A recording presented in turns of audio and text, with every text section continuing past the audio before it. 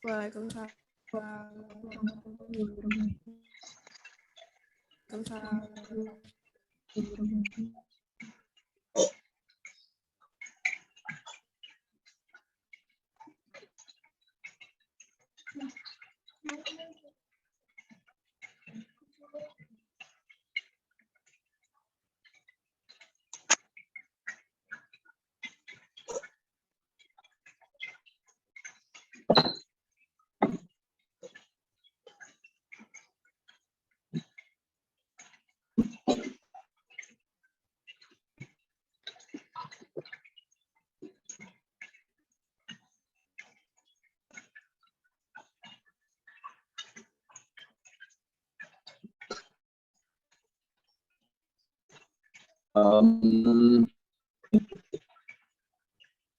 Sebenarnya sih saya tidak mewajibkan yang namanya buku ya.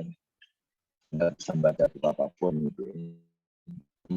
Kebetulan setelah saya tutor Tarto itulah yang bisa kita jadikan semacam handbook.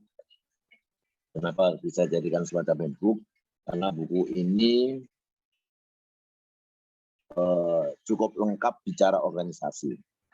Cukup lengkap berbicara organisasi. Termasuk buku ini juga menduduk perkarakan kekaburan ketika orang menulis antara manajemen dan organisasi. Ya. Di antara prinsip-prinsip organisasi dan prinsip-prinsip manajemen. Yaitu seringkali dijumbuhkan, karena itu kita harus bisa membedakan. Ketika Anda belajar teori organisasi sebagai katakanlah awal mempelajari organisasi, maka menurut saya buku ini sangat-sangat pas. Sangat pas.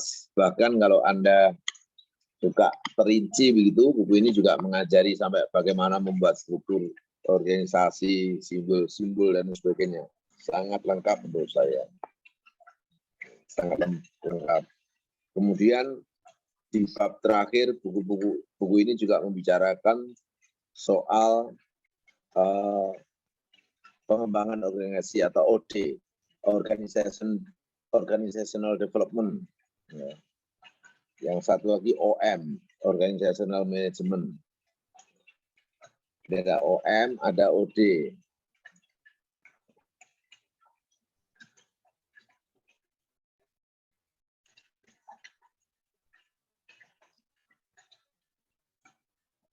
Organization and methods, yang satu. Jadi bukan hanya soal teori organisasi, dia juga menambahkan tentang bagaimana mengembangkan organisasi dan bagaimana dihubungkan dengan metode organisasi. Jadi kalau Anda pegang ini dan memahami ini, mempelajari ini, menurut saya Anda sudah menguasai dengan baik. Ya, Anda sudah menguasai dengan baik. Tentu saya ingin juga sampaikan begini, kalau Anda belajar ilmu sosial itu begini. Jadi kalau dibandingkan dengan ilmu eksak itu susah untuk dipahami, tapi mudah dikuasai. Ya, catat dengan baik kata saya ini ya. Ilmu eksakta itu susah dipahami, tapi mudah dikuasai. Ilmu sosial itu gampang dipahami, tapi hampir tidak mungkin dikuasai. Agak terbalik ya. Jadi kalau Anda sudah paham tentang ilmu eksakta, maka Anda menguasai dengan sendirinya. Misalkan seorang dokter, dia sudah menguasai ilmu kedokteran, maka ya sudah, ilmu itu akan melekat dan dia kuasai. Tapi begitu ilmu sosial, itu Anda baca saja, Anda sudah langsung paham. Kalau literatur ilmu eksakta, Anda tidak bisa langsung paham. Ya, perlu pencernaan dengan kuat. Tapi kalau ilmu sosial, Anda baca selintas, sudah paham. Tapi begitu Anda ingin menguasai, tidak bisa. Ini permasalahan kita. Ya, ini permasalahan kita. Jadi ketika Anda memahami lalu kemudian Anda lama meninggalkan, maka begitu Anda ditanya, maka Anda sudah tidak lagi bisa memberikan jawaban. Itulah ilmu sosial, mudah dipahami, susah dikuasai, sementara ilmu eksakta susah dipahami, mudah dikuasai. Nah, oleh karena itu lalu apa? Agar kita tetap tanda petik menjadi seorang sarjana. Karena begitu kita dianggap sebagai sarjana, misalkan Anda sarjana administrasi publik, Anda dianggap memahami berbagai hal tentang administrasi publik. Padahal tidak semudah itu. Karena saya katakan tadi bahwa ilmu sosial mudah dipahami, tidak mudah dikuasai, bahkan susah banget dikuasai. Maka untuk membantu kita bisa menguasai, Anda harus mempelajari dan mengingat prinsip-prinsipnya saja.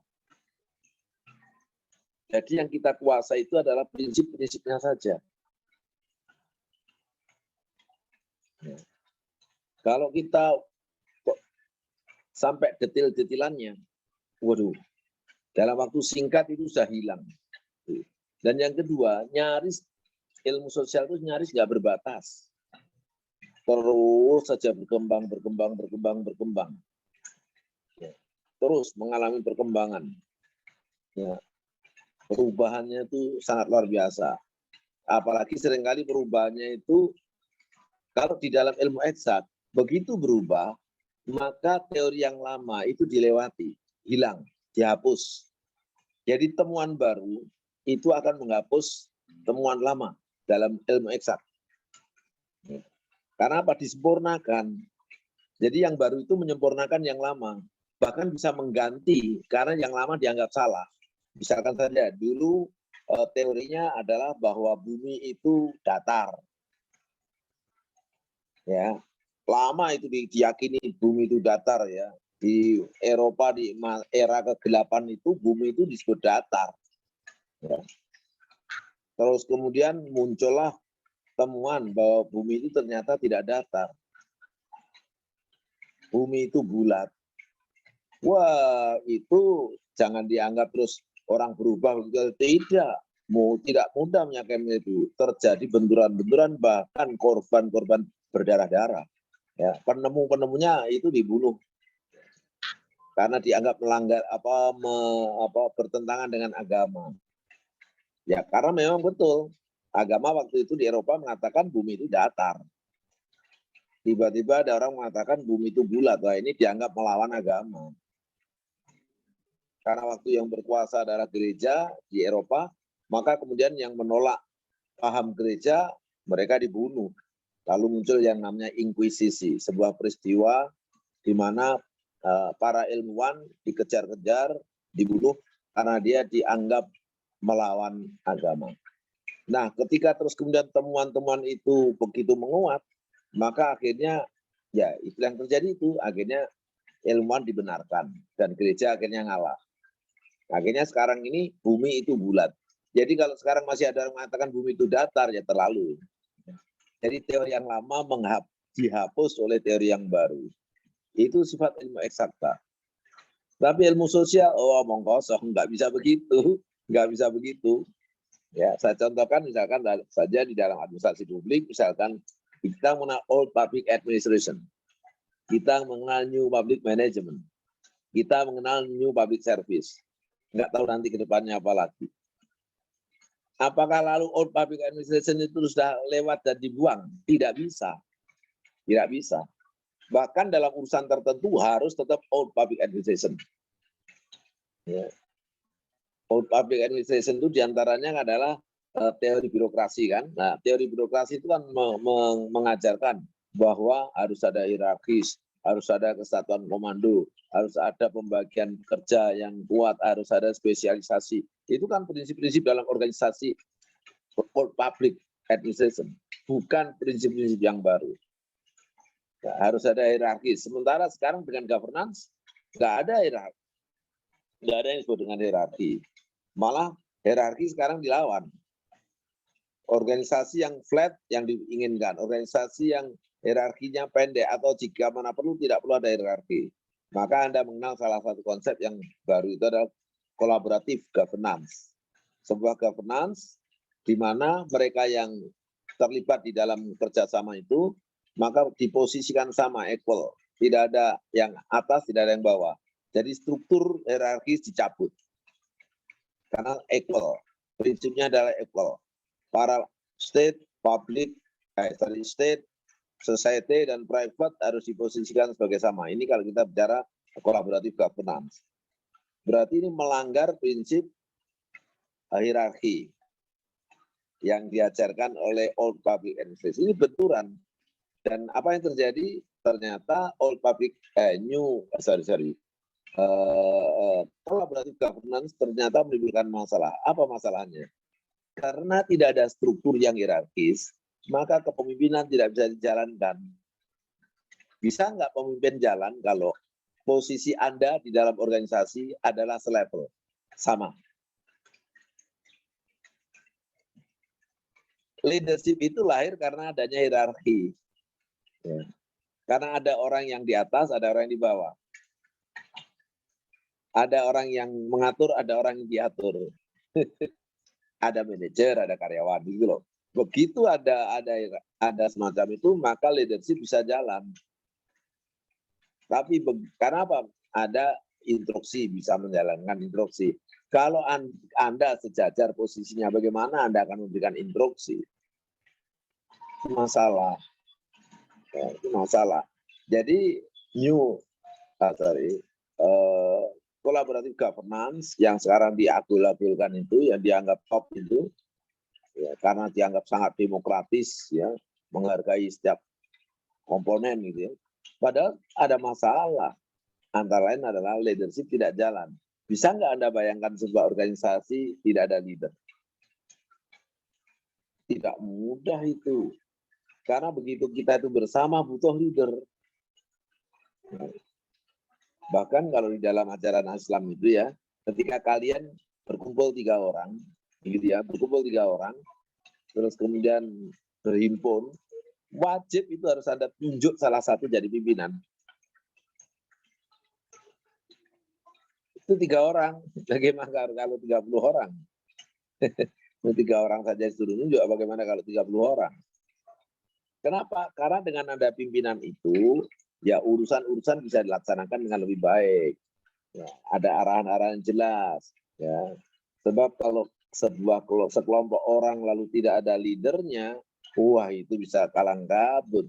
Anda bisa bayangkan sebuah orkestra, tidak ada dirijennya, ya, tidak ada yang mengarahkan, membangun, waduh, itu bisa ngalor ngidul, tidak tercipta harmoni di dalam irama yang dihasilkan.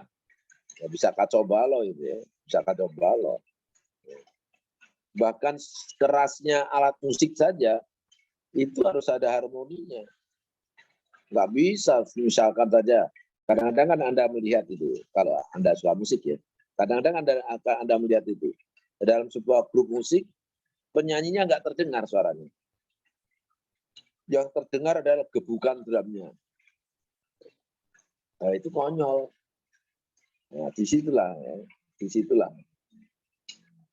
Maka saya katakan dalam ilmu sosial faktanya adalah apa yang sudah lewat tetap saja dipertahankan dan tidak bisa dikatakan itu tidak berlaku. Nah, nanti ada belajar perencanaan pembangunan misalkan.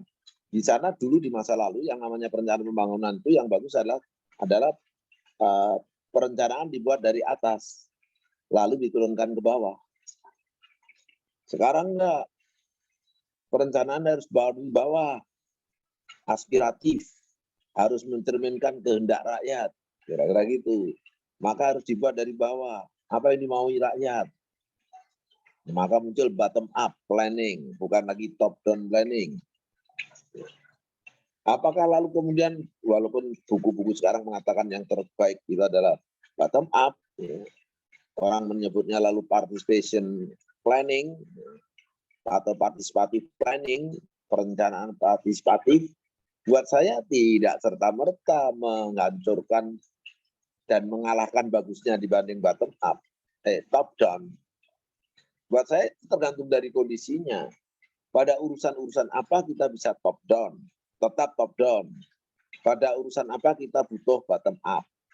Kalau kita misalkan sebuah hal yang membutuhkan keterlibatan masyarakat luas. Nah, biasanya kita butuh yang namanya bottom up planning. Jadi mengajak masyarakat ikut terlibat. Tapi kalau kemudian sifatnya elitis, sifatnya teknokrasi, sesuatu yang bukan keahlian, artinya perencanaan itu hanya bisa dibuat oleh orang-orang tertentu, ya harus top down. Nggak boleh bottom up. Bayangkan kalau Anda mau bangun rumah, lalu perencanaan rumah itu Anda buat bersama-sama. Wis nggak usah keh-keh wis, sak keluarga. Ya, ada bapak, ada ibu, ada anak-anak. Rame-rame merencanakan sebuah rumah. Karena rumah bersama, maka direncanakan bersama. Kira-kira jadi enggak, Mas Arya? Kira-kira? Kira-kira jadi enggak, Mas Arya, kalau Anda bikin rumah, lalu bareng-bareng bikin rencananya? Ya, Pak. Kalau Mas Arya bangun rumah, merehab rumah, atau bangun rumah lah, lalu direncanakan bareng-bareng sekeluarga. Kira-kira rencananya jadi enggak? Oh, jadi, Pak. Oh, jadi. Kalau jadi pasti enggak karu-karuan. Kenapa begitu? Karena kan di antara Anda kan tidak paham soal rumah. Kalau Anda memberikan masukan-masukan bisa. Saya minta ada ininya, yang satu minta ada ininya, ada intinya, itu bisa. Tapi karena bangunan itu butuh sebuah tata rancangan yang sedemikian rupa dan itu butuh ahlinya, nggak akan jadi. Kalau dipaksakan, itu nanti jadinya tidak karu-karuan. Bisa, tapi jadinya tidak karu-karuan. Selain prosesnya panjang, juga jadinya tidak karu-karuan. Tapi kalau harapan dari keluarga, apa sih aspirasinya, lalu diserahkan pada ahlinya, jadi. Ahlinya akan tahu, oh bisa-bisa, misalkan, karena di dalam bangunan itu ada pertimbangan misalkan struktur yang menentukan kekuatan bangunan. Nah kalau satu keluarga mau merancang apa-apa ya bisa ngerti tentang struktur kekuatan sebuah bangunan. Menempatkan sesuatu dengan sesuatu yang lain agar menjadi kekuatannya utuh itu tidak mudah. Itulah seringkali bahkan ya yang namanya seorang arsitek itu bisa jadi mengalami benturan ketika berhadapan dengan seorang apa istilahnya jurusan sipil itu. Jadi yang jurusan sipil itu yang bicara soal struktur itu sering masalah. Kenapa sering jadi masalah? Karena arsitek memikirkan pada aspek yang namanya keindahan. Sementara ahli sipil mempertimbangkan soal kekuatan. Nah, maksud saya bahwa ini tidak bisa dibiarkan begitu. Harus ada yang leading sektor yang kemudian menentukan. Ini saya ingin menggambarkan pada Anda bahwa apa yang terjadi di dalam konteks ilmu sosial, perubahan-perubahan paradigmatik yang terjadi, itu tidak dengan serta-merta, sekali lagi, yang baru menghapus yang lama. Bisa jadi lalu terjadi kombinasi, bisa jadi nanti terjadi adalah pembagian wilayah atau objeknya. Misalkan begini, sampai kapanpun menurut saya, sampai hari ini, kita tidak bisa mengubah organisasi militer itu dengan menjadi organisasi misalkan governance. Di mana bayangkan, ngelola militer, lalu di sana melibatkan masyarakat, lalu di sana melibatkan swasta. Ada tentara, ada masyarakat, ada swasta, dilibatkan mengelola organisasi militer. Kira-kira rusak atau enggak? Enggak bisa. Itu bisa konyol itu. Apalagi organisasi militer itu misalkan ada butuh yang namanya rahasia. Karena ujungnya militer untuk pertahanan. Nah, kalau kemudian rahasianya dibongkar oleh masyarakat yang terlibat karena tahu, menjadi masalah. Kalau pihak swastanya yang terlibat, lalu yang dipikirkan adalah bagaimana dia mendapatkan keuntungan dari keterlibatannya itu. Lalu dia berbisnis alutestanya, akan jadi masalah. Jadi ada menurut saya sampai hari ini, menurut saya ada bidang-bidang tertentu yang lebih pas dikelola dengan gaya lama, old public administration. Ada wilayah-wilayah yang bisa menggunakan new public management. Misalkan apa? BUMN. BUMN itu bagaimanapun adalah sebuah perusahaan. Karena sebuah perusahaan, maka suka nggak suka pendekatan bisnisnya harus cukup kuat. Oleh karena itu, lalu manajemen di dunia bisnis bisa diterapkan di dunia publik. Ingat, new public management itu adalah penggunaan prinsip-prinsip dalam dunia bisnis ke dalam dunia publik. Bisa, tapi banyak yang lain nggak bisa.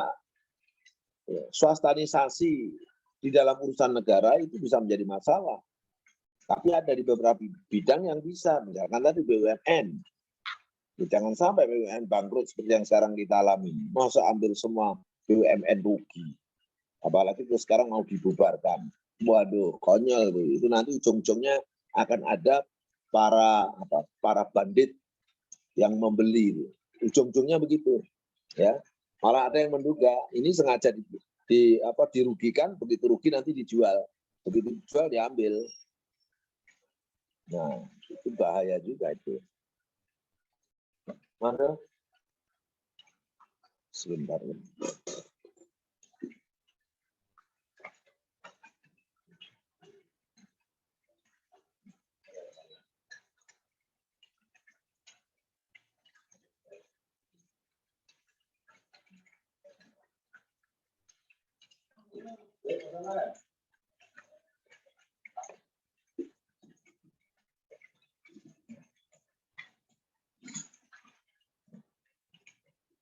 Jadi seperti BUMN, dimungkinkan kita meminjam sistem manajemen ala bisnis. Ya, bisa. Tetapi di militer nggak bisa. Di pengelolaan pariwisata misalkan, pengelolaan pariwisata kita bisa melibatkan masyarakat, melibatkan swasta, dan negara. Ya, itu bisa itu. Tepat, bahkan mungkin paling tepat itu kalau dikelola oleh banyak aktor. Tapi ada organisasi nggak bisa begitu. Dalam organisasi pelayanan publik misalkan, jangan sampai diubah menjadi organisasi bisnis. Bayangkan kalau rumah sakit dikelola untuk mendapatkan keuntungan. Itu kegilaan itu. Ya, rumah sakit untuk mendapatkan keuntungan. Bayangkan apa yang terjadi nanti. Bisa-bisa orang yang nggak punya uang, layanannya jelek banget. Orang yang banyak uang, layanannya bagus banget. Ya kalau sekedar kamarnya dibedakan masih mungkin ya. Sisi dimensi bisnis masih dimungkinkan. Kalau Anda punya uang banyak, lalu Anda tidak mau waktu sakit, tidak mau dirawat dengan banyak orang karena merasa terganggu. Anda minta kamar khusus, bisa, tidak masalah dengan membayar lebih tinggi. Tapi bayangkan kalau kemudian obatnya dibedakan. Ya. Bayangkan kalau orangnya sakitnya sama, lalu obatnya dibedakan. Yang satu obatnya manjur, yang satu obatnya setengah manjur. Ngeri itu nanti. Ya, ngeri. Ya, saya ngomong begini karena saya pernah mengalami, keluarga kami pernah mengalami sendiri peristiwa semacam itu. Ya. Untungnya ya kami masih lumayan masih punya anggaran untuk menambah ya, sehingga kami bisa dilayani. Andaikan tidak, nggak bisa dilayani. Ya, waktu itu keluarga kami ada yang kena kanker. Anda tahu kanker itu? Kanker itu penyakit yang sukar diprediksi perkembangannya. Kadang-kadang dalam waktu singkat tiba-tiba sudah grek, stadiumnya tinggi. Nah, karena itu lalu kalau kita sudah ada hasil analisa kita terkena, maka nggak bisa main-main, harus segera diproses. Bayangkan kalau kemudian Anda prosesnya karena Anda tidak punya uang, lalu kemudian dibelakangkan, harus nunggu berbulan-bulan. Misalkan mau operasi harus nunggu berbulan-bulan. Bayangkan apa yang terjadi. Saya ngomong begini terjadi betul itu. Ya, jadi waktu itu keluarga kami mau proses secara normal. Ya seperti sesuai dengan haknya BPJS, gitu ya, BPJS. Kan kita tuh bayarkan itu, ya itu PNS kan juga bayar itu, Askes itu. Nah, Begitu mau mengikuti itu, apa yang kata rumah sakit? Bahwa harus menunggu kira-kira 2-3 bulan lagi. Anda bayangkan orang sakit kanker disuruh menunggu 2-3 bulan lagi. Karena apa? Harus antri. Ini di Kota Malang, Mas, Mbak, kota cukup besar ya. Cukup besar. Harus menunggu 2-3 bulan. Sementara kita tanya dokternya yang menganalisa, ini tidak boleh ditunda. Ini kalau ditunda bahaya. Bisa liar. Ini mumpung belum terlanjur. Stadiumnya tinggi, harus segera dioperasi. Akhirnya kami bisa proses operasi cepat karena kami menambah anggaran. Jadi selain BPJS kami menambah anggaran. Dari situlah akhirnya kami bisa.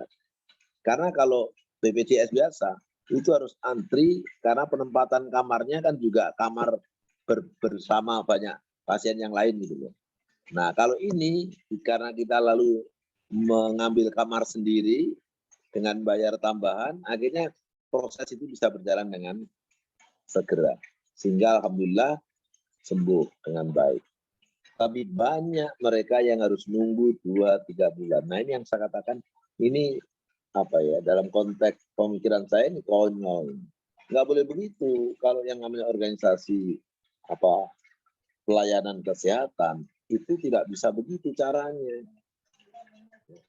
Ada sakit-sakit yang memang mau nggak mau harus ditangani dengan segera dengan obat yang tidak boleh dibedakan antara si kaya dan si miskin. Kalau kamarnya bolehlah Anda bedakan. Kalau konsumsinya bolehlah ya. Untuk makannya bolehlah dibedakan. Tapi obatnya dan penanganan sakitnya nggak boleh orang miskin dan orang kaya dibedakan, nggak boleh. Nah, maka prinsip-prinsip manajemen bisnis tidak serta-merta bisa diterapkan di pelayanan kesehatan semacam itu. Nah, jadi sekali lagi saya ingin tunjukkan ke Anda dengan penjelasan saya pagi ini bahwa konsep-konsep yang ada di dalam ilmu sosial itu seringkali baik yang lama maupun yang baru tetap diperlukan, bahkan bisa jadi saling melengkapi. Berbeda dengan itu adalah dalam konteks ilmu-ilmu eksak. Maka ketika teknologi yang baru sudah ditemukan, teknologi lama dibuang, nggak laku. Bahkan kalau dalam kedokteran itu disebut malpraktek. Ya, kalau orang masih menggunakan teknologi lama itu disebut malpraktek. Harus diganti dengan yang baru. Tapi dalam konteks ilmu sosial tidak. Ini, walaupun saya juga sampaikan, mungkin Anda nanti bertemu dengan dosen yang karakternya nggak seperti saya, menganggap ya kalau sudah ada yang baru ngapain masih dipertahankan yang lama. Buang yang lama. Itu. Sampai-sampai lalu orang mengatakan literatur pun harus yang baru. Literatur jangan literatur lama. Literatur lama itu buat apa? Ya. Begitulah. Saya beberapa hari yang lalu, nah ini,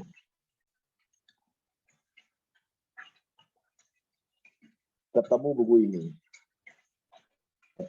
ini. Ya. Anda tahu buku ini tahun berapa? Tahun 73 terbitannya.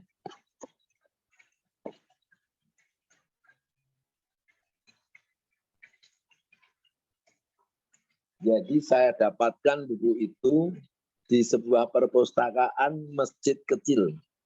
Geletak, numpuk-numpuk di sudut. Sudah nggak disentuh orang. Dan itu tahun 73. Anda tahu, buku ini, kebetulan ada 4 buku kok, ya lengkap, saya bersyukur sekali. Buku ini buku yang amat sangat bagus. Kalau semua sampai mau belajar ini bagus sekali. Kenapa? Karena buku ini belajar bagaimana membuat kita cerdas. Benar, saya nggak main-main. Karena itu saya bahkan ya saya copy perangkap 2. Nah, saya tunjukkan ke Anda.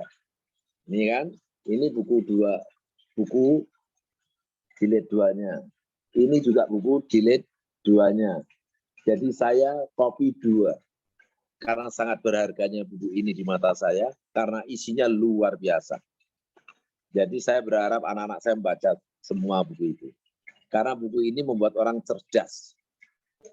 Logikanya tajam, bisa membedakan salah benar. Misalkan saja, Anda kalau membaca buku ini tidak akan mengatakan gini, banyak orang-orang, nggak ada itu. Banyak orang, cukup. Misalkan seperti ini, bagus sekali itu menguraikan. Karena mengajari bagaimana berpikir yang benar, bagaimana berpikir yang tepat. Dan ini tahun 73.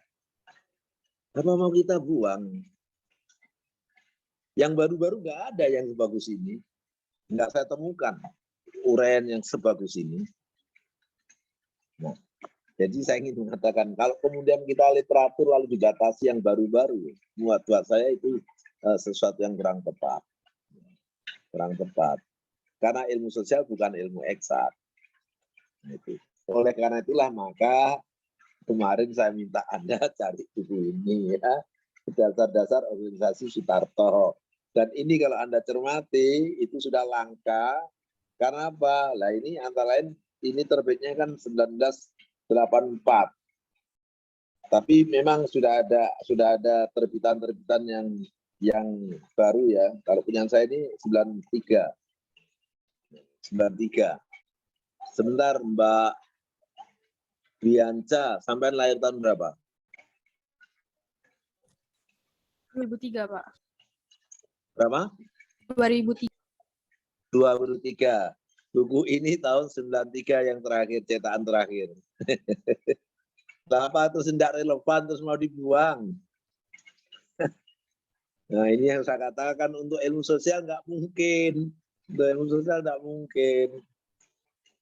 Nah itu. Nah ini cara kita berpikir. Jadi sekali lagi di dalam buku ini ada beberapa bagian yang menurut saya mewakili kepentingan kita, kebutuhan kita yang perlu Anda kuasai. Misalkan saja tentang ya kalau pengertian organisasi sudah kita bicarakan, sistem kerjasama, wadah orang yang bekerja sama. Kemudian asas-asas organisasi ini Anda benar-benar harus menguasai.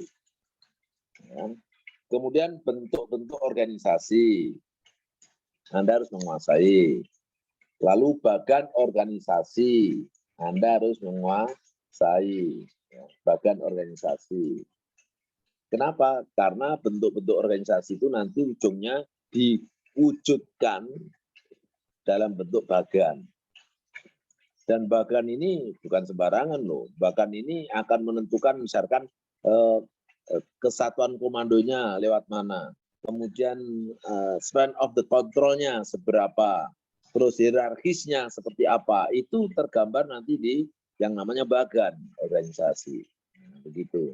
Karena itu menyusun bagan itu juga tidak sembarangan, ada prinsip-prinsipnya.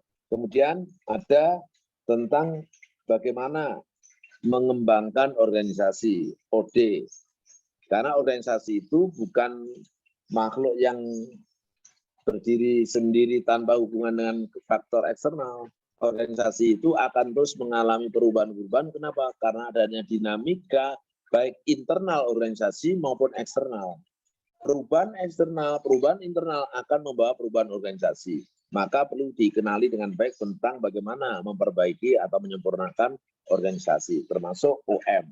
Jadi tema atau topik tentang OM, tentang OD, tentang bentuk-bentuk organisasi, tentang bagan organisasi, tentang asas-asas organisasi, itu merupakan poin yang Anda tidak boleh tidak menguasai. Karena itu maka terkait dengan mata kuliah ini, saya minta hari ini Anda sudah mulai membentuk kelompok organisasi, kelompok yang akan nanti saya bagi materi dari sini. Ya, saya akan menetapkan materi-materi yang harus Anda tuangkan dalam tulisan, dan tulisan itulah yang nanti Anda kumpulkan untuk saya bahan menilai. Kembali saya ingin tanya ini, lupa. Kelompok ini untuk organisasi ini berapa mahasiswa nih?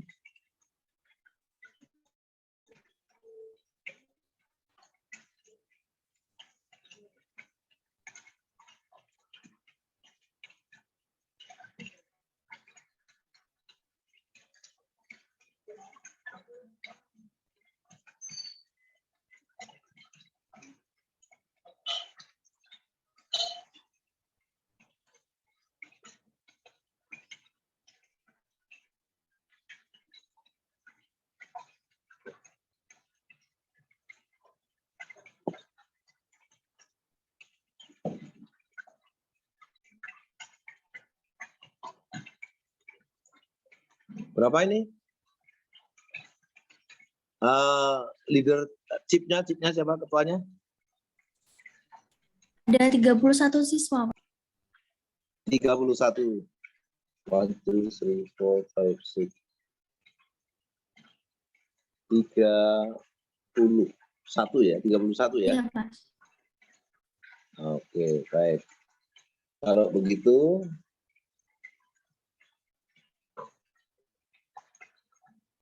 begitu Anda bentuk ke dalam 6 kelompok. Jadi satu kelompok anggotanya 6. 5 dan ada satu yang 6. Iya, Pak. Ya, Iya. gitu ya. Ya, tolong dibentuk ke dalam 6 kelompok, lalu masing-masing akan mendapatkan satu topik. Nah, ini terserah ketua tingkatnya mengaturnya topiknya apa. Seperti yang saya katakan, saya mengikuti arahan dari buku ini, ya, dari bukunya Pak Sutarto. Jadi kita ada 6 judul. Yang pertama itu adalah pengertian garing definisi organisasi. Saya minta ditulis secara komprehensif. Kemudian asas-asas organisasi. Ya. Kemudian bentuk-bentuk organisasi, lalu kemudian bagian organisasi, lalu organization and development, dan organization and method, OM. Persis semuanya ada dalam buku ini. Buku ini kalau diringkas ada 6 itu yang mendasar. Di samping memang ada hal-hal yang sifatnya operasional ya, teknis banget ya. Teknis banget. Cara membentuk bagan, cara ini, itu, dan sebagainya itu sangat teknis ya. Kalau pertemuan seperti ini kita tidak mungkin sampai seperti itu. Maka itu yang saya minta adalah sisi yang konseptual. Jadi ada 6 judul, definisi atau pengertian dari organisasi, lalu asas-asas organisasi, lalu bentuk-bentuk organisasi, lalu bagian organisasi, lalu OD dan OM. Sebenarnya ada satu lagi topik penting, tapi saya minta ini karena jumlahnya 6, saya batasi saja yang 6 itu. Nanti yang ketujuh itu biar saya kaji sendiri ke Anda, kami sampaikan ke Anda. Tapi yang Anda harus tulis dan nanti didiskusikan adalah yang 6 itu. Ya. Tentang pembentukan kelompok dan tugas ini, ada pertanyaan?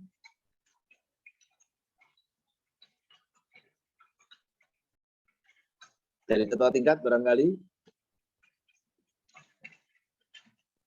Tidak, Pak. Baik. Jadi begini, hari ini Anda lanjutkan membentuk kelompok ini dan sekaligus melanjutkan membagi materinya. Ya, seperti saya katakan, materinya kan ada 6. Mungkin bisa dicatat. 1, ruang lingkup organisasi atau pengertian atau definisi organisasi. Kemudian yang kedua, asas-asas organisasi. Yang ketiga, bentuk-bentuk organisasi. Yang keempat, bagian organisasi. Yang kelima, OD. Yang keenam, OM. Jadi ada 6 topik.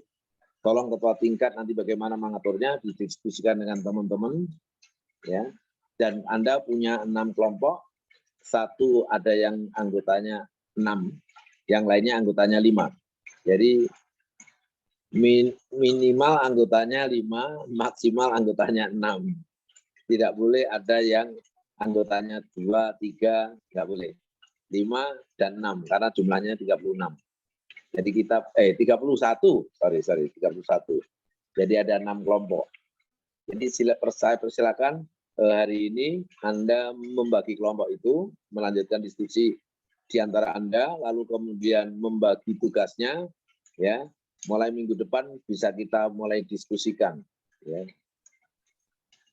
Saya kira itu dulu pertemuan kita hari ini. Ya, khusus untuk yang bicara soal teori-teori organisasi atau paradigma organisasi akan saya jelaskan secara tersendiri. Saya kira demikian dulu hari ini. Terima kasih. Assalamualaikum warahmatullahi wabarakatuh. Waalaikumsalam warahmatullahi wabarakatuh. Terima kasih, Pak.